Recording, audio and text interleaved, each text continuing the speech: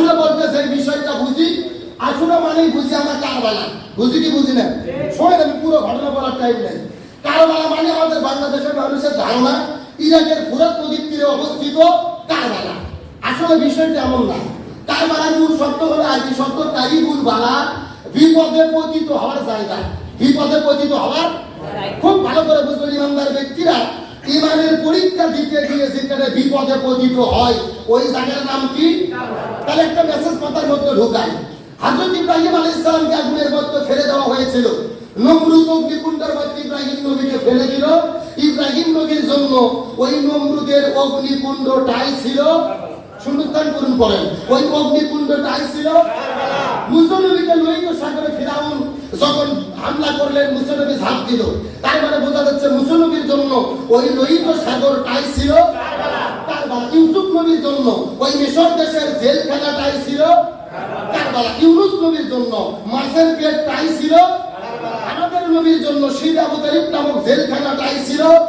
আমাদের নবীর জন্য তাইফের ময়দানটাই ছিল কারবালা। তার মানে বোঝা গেল কারবালা শুধু ইরাকের ফুরাত নদীর তীরে নয়। ইমানদার ব্যক্তিরা ইমানের পক্ষে থাকতে গিয়ে যেখানে বিপদের মধ্যে সম্মিলিত হয় ওই জায়গার নাম হলো কারবালা।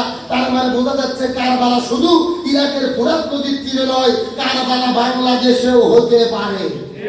কথা বলেন না কেন? ইউসুফ নবীর জন্য যদি মিশরের জেলখানাকার কারবালা হয়, এই বাংলার জমিনে যে আলেম ওলামাগুলো কোরআনের কথা বলার কারণে দীর্ঘদিন বছরের পর বছর জেলে বন্দী ছিল, বাংলাদেশের আলেমদের জন্য আমার দেশের জেলখানাটাই হলো কারবালা। আর বর্তমানে পৃথিবীর সবচাইতে বড় কারবালা হলো ওই ফিলিস্তিনের ময়দান। কথা বলেন না? আজকে বাংলাদেশে কারবালা আসলে ইমাম হাসান হোসেনের ওয়াজ হয়, কান্না করতে করতে অজ্ঞান হয়ে পড়ে যায়, কিন্তু আসল কথা বলা হয় না। আশেক রাসূল দাবি করে হাই হুসাইন বলে হাতের মধ্যে ছেকল নিয়ে শরীরে মারে, শরীর থেকে রক্ত বের করে ইমাম হোসেনের প্রেম দেখাতে চায়, কিন্তু ইমাম হোসেন দিন কায়েমের জন্য জীবন দিয়েছে।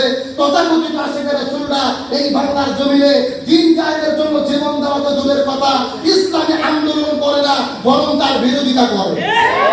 তার মানে বোঝা গেল এরা প্রকৃত হোসাইন প্রেমিক নয়, এরা হলো খিচুড়ি খাওয়ার প্রেমিক, এরা হালুয়া রুটির প্রেমিক। ইমাম হুসাইনের কথা বলে তোমরা হাই হুসাইন বলে শরীর থেকে রক্ত বের করো, যে ইমাম হাসান তো বিষ খেয়ে মারা গেছে, এতই যদি মহব্বত থাকে ইমাম হাসানের মতো বিষ খাও। কথা বল না? তার মানে বোঝা গেল এরা জাতে মাতাল, কিন্তু তাহলে ঠিক জোরে বল জাতে মাতাল। একটা মেসেজ আমি আপনাদেরকে দিলাম, কারবালা শুধু ইরাকের ফুরাত নদীর তীরে নয়। হক কথা বলতে গেছে সেখানে বাতাস বই, জায়গার নাম কি? আমাদের ওই জায়গার নাম কি? আরে ভাই, আল্লাহর স্লোগান দেওয়া তো দূরের কথা, নিজের দাবিটা চাইলেও বিপদে হয়।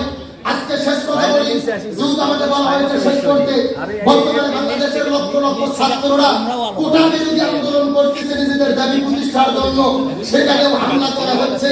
তার মানে বোঝা গেল হক কথা হয় যেখানে, বাধা আসে সেখানে। অথচ বাংলাদেশের সংবিধানে স্পষ্ট ভাবে লেখা আছে, বাংলাদেশের সংবিধানে, আমি দায়িত্ব নিয়ে বলতেছি, আমি রাষ্ট্রবিজ্ঞানে অনার্স মাস্টার্স করা স্টুডেন্ট, বাংলাদেশের সংবিধানের কোনো জায়গায় লেখা নেই কোটার ভিত্তিতে চাকরি দিতে হবে, মুক্তিযোদ্ধারা কোটা পাবে, সংবিধানের কোথাও লেখা নেই। বরং সংবিধানের 29তম ধারায় বলা হয়েছে চাকরি হবে সমান বিধানের ভিত্তিতে, সমতার ভিত্তিতে চাকরি হবে, মেধার ভিত্তিতে চাকরি হবে।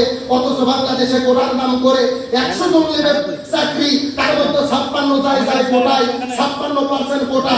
মুক্তিযুদ্ধ কোটা হলো 30%, জেলা কোটা 10%, মহিলা কোটা 10%, উপজাতি কোটা 5%, প্রতিবন্ধী কোটা 1%, কোটা গেল 56%, আর চাকরি পাই 44%। তার মানে বোঝা গেল মেধার ভিত্তিতে চাকরি হয় না, পুরো বাংলাদেশ চলতেছে কোটার ভিত্তিতে।